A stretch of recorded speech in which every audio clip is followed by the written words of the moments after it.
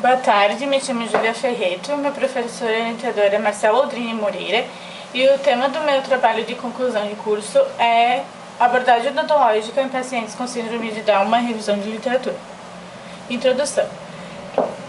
A primeira descrição sobre crianças com síndrome de Down foi relatada por um médico britânico chamado John London Down em 1866.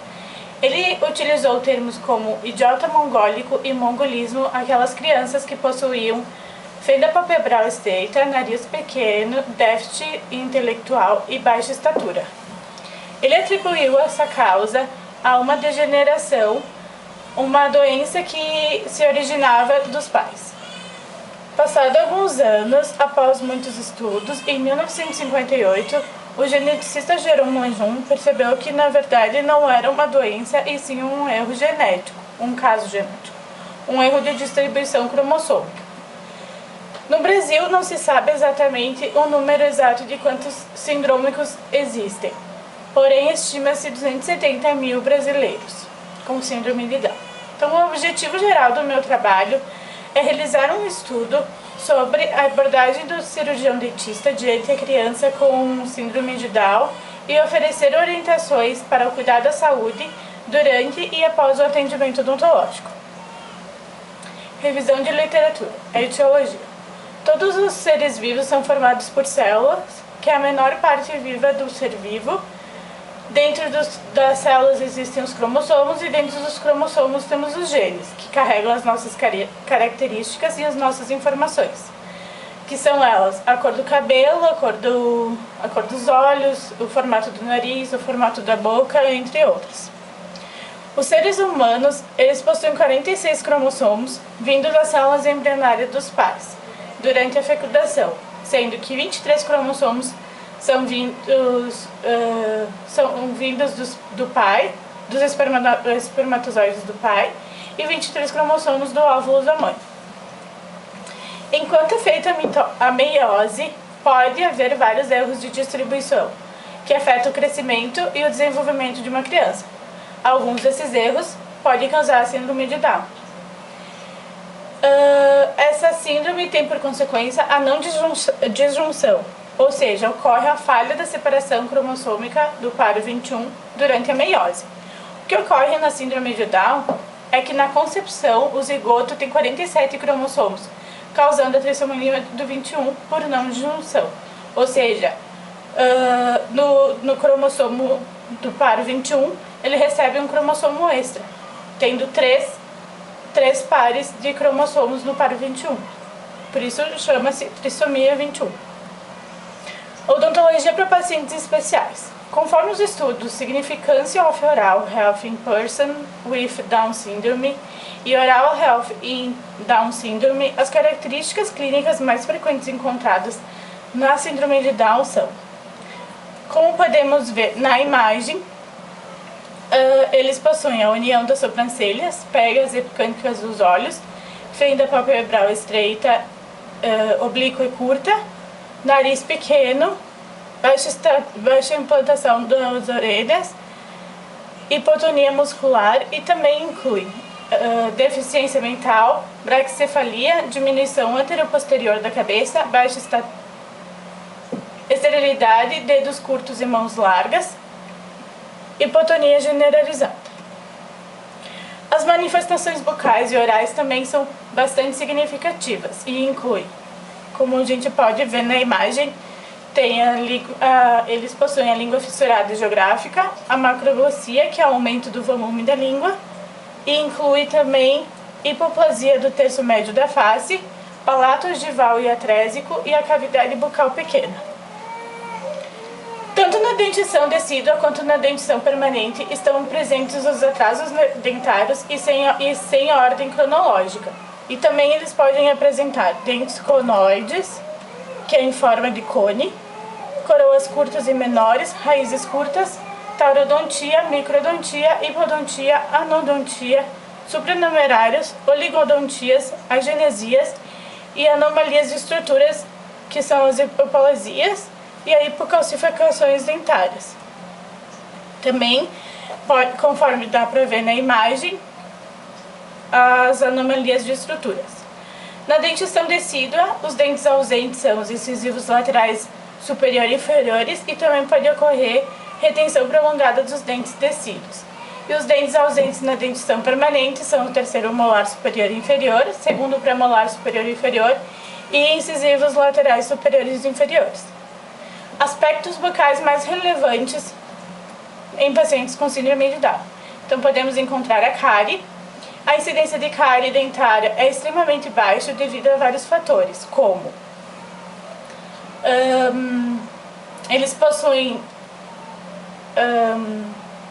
diastemas interproximais, erupção tardia dos dentes, bruxismo, diminuição dos streptococcus mútuos e a saliva é alcalina. Os dentes mais afetados são o segundo molar superior e inferior, primeiro molar superior e inferior, sendo que tem maior prevalência no arco superior. A doença periodontal também faz parte das doenças bucais mais relevantes. A causa da doença periodontal é a imunidade, é porque eles têm imunidade baixa e também a higiene bucal precária. Acomete os pacientes no início da infância e vai até o final da adolescência, tendo uma evolução rápida. É mais comum ocorrer na região dos incisivos inferiores e molares superiores. Recomenda-se que os pacientes façam manutenção e controle da doença periodontal a cada 3 meses, e isso deve incluir raspagem e alisamento radicular, uso de enxaguantes bucal com clorexidine e possivelmente antibiótico terapia. Hábitos deletérios e a língua. Então, a língua ela tem origem congênita e ela pode determinar os deslocamentos dos dentes, ocorrendo as maloclusões e os hábitos deletérios. A língua se posiciona entre os dentes, porque assim, a língua ela é muito grande e a cavidade bucal é muito pequena, então ela estaciona entre os dentes anteriores, causando a mordida aberta. A incidência de respiração bucal é muito alta devido a uma pequena área nasal. Por serem respiradores bucais, com o tempo, a língua e os lábios tendem a desenvolver rachaduras e fissuras. Isso é um resultado da respiração crônica. Por consequência disso, eles tendem a ter acúmulo de placa nas fissuras que contribuem para a halitose. O bruxismo, o hábito de ranger os dentes, é muito comum na síndrome de Down e é mais comum durante a noite. Ela tem a consequência o desgaste do esmalte dentário nas oclusais dos dentes, deixando a superfície plana e lisa, melhorando a higiene, diminuindo o índice de cárie, porém, ao longo do tempo, pode haver uma sobrecarga nos tecidos de suporte e, consequentemente, nas fraturas dentárias. Alguns autores, como Carvalho, Campo e Pochel, aconselham a chupeta e a mamadeira para estimular a sucção, o selamento labial e a respiração nasal como processo terapêutico para a estimulação da musculatura oral e, consequentemente, da fala. Oclusão. A principal maloclusão da síndrome de Down é a classe 3 de Eagle, seguida da mordida aberta anterior, causada pelo mau posicionamento da língua, e a mordida cruzada posterior, causada pelo hipodesenvolvimento da maxila em relação à mandíbula. Eles apresentam apinhamentos e giroversões. As doenças sistêmicas, então, mais relevantes em pacientes com Down. Sistema cardíaco. A grande maioria dos bebês eles nascem e apresentam anormalidades conhecidas como cardiopatias congênitas. Elas podem afetar atrapalhar o funcionamento do coração, e ela pode ser reparada na infância por cirurgias. Sistema imunológico. É comum também em pacientes com Down ter o sistema imunológico comprometido e ter diminuição das células T. Isso contribui para uma elevada infecção, para uma taxa mais elevada de infecções, e também contribui para a doença periodontal. Esses pacientes eles são mais suscetíveis a ter leucemia, hipotireoidismo, Alzheimer e entre outros. obesidade. Sistema muscular. A baixa tonicidade muscular e flacidez ligamentar estão presentes em todo o corpo dos pacientes sindrômicos. Isso provoca hiperflexibilidade nas articulações e dos ligamentos em volta dos dentes, causando hipossalivação, xerostomia e doença periodontal. Então, quando surgiu a odontologia para pacientes com necessidades especiais? A especialidade odontologia para pacientes especiais, ela foi aprovada no Conselho Federal de Odontologia em maio de 2001 no Brasil. Existem 550 especialistas inscritos no CFO a fim de capacitar o profissional e reconhecer o paciente. A odontologia para pacientes especiais, ela tem o objetivo a prevenção, o diagnóstico, o tratamento e o controle dos problemas de saúde bucal. Ela foi criada para atender melhor essa demanda que com o tempo vem crescendo. A saúde bucal dos pacientes com Down. Um dos aspectos mais importantes no tratamento odontológico é que haja um vínculo entre o profissional, o paciente e a família, para que se possa obter sucesso no tratamento.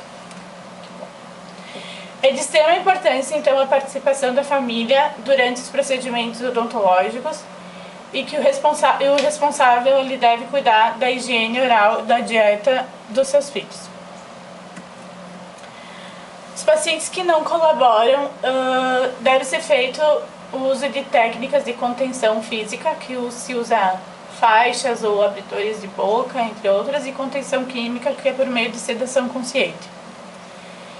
E pacientes que colaboram durante a consulta ao uso de técnicas de comportamento, onde o objetivo é estabelecer uma boa comunicação entre o operador e o paciente, construindo assim uma relação de confiança e precavendo o medo e a ansiedade.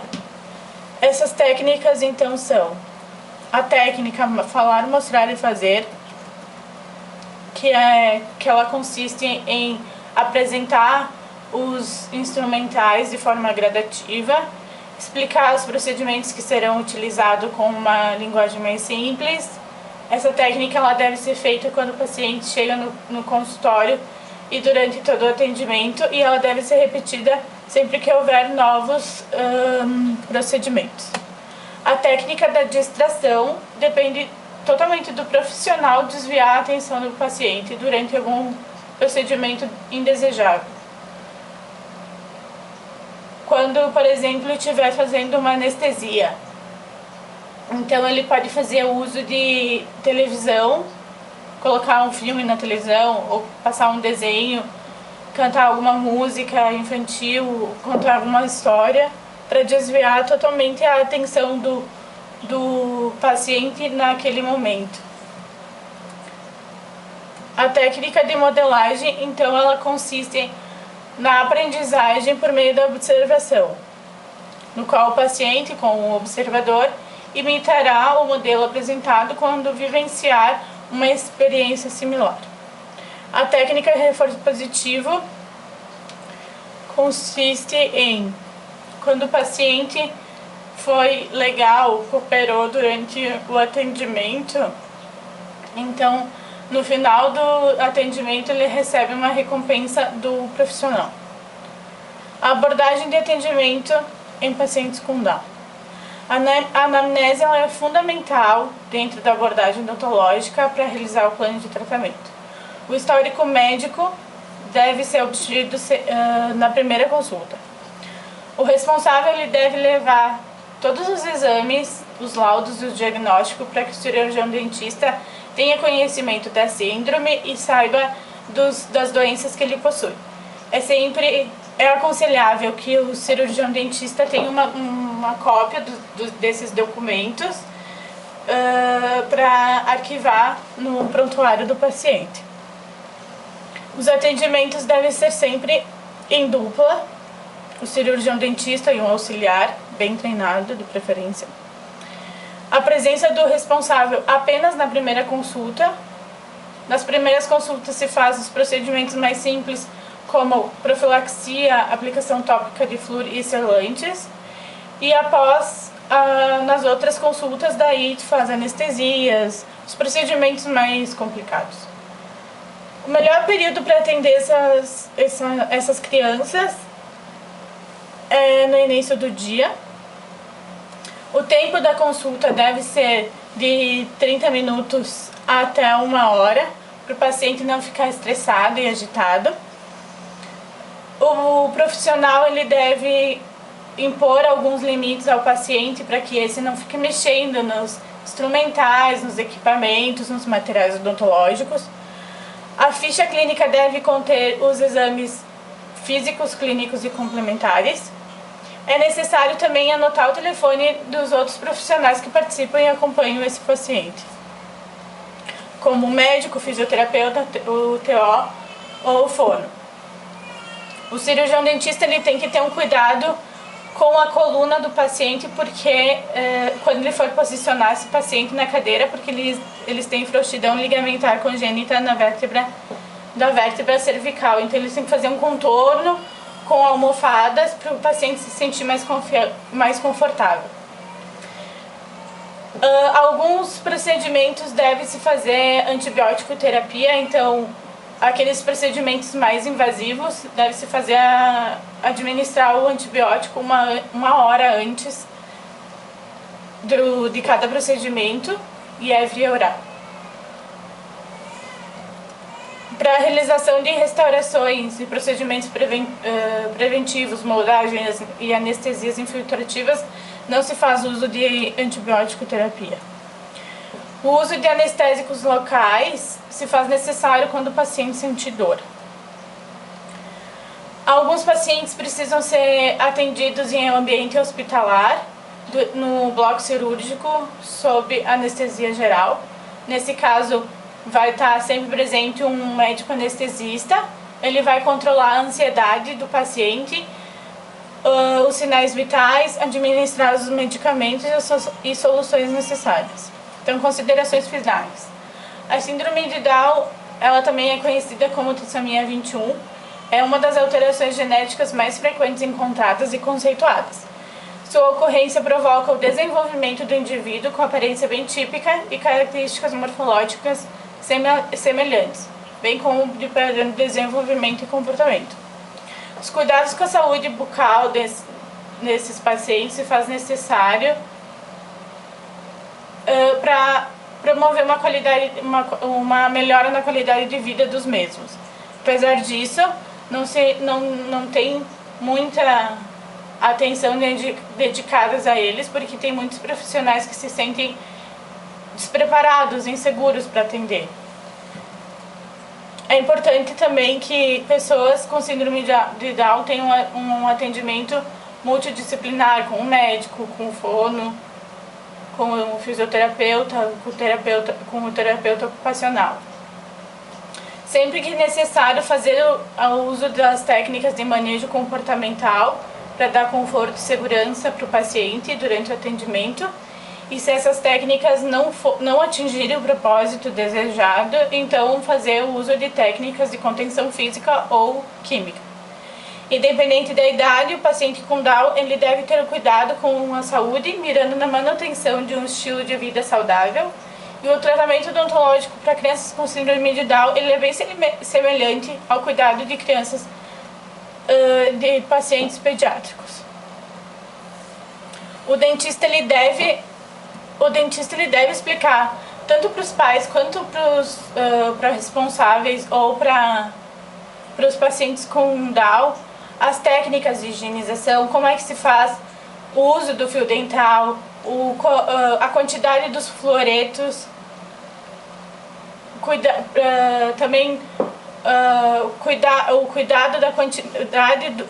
cuidando da quantidade do fluoreto e o risco de deglutição. E os pais eles devem orientar em casa também esses pacientes e ajudar a fazer a higienização com eles. O acompanhamento odontológico deve ter início no primeiro ano de vida e é recomendado que faça a higiene bucal e o uso do flúor e do fio dental 2 ou 3 vezes ao dia. E essas são as referências.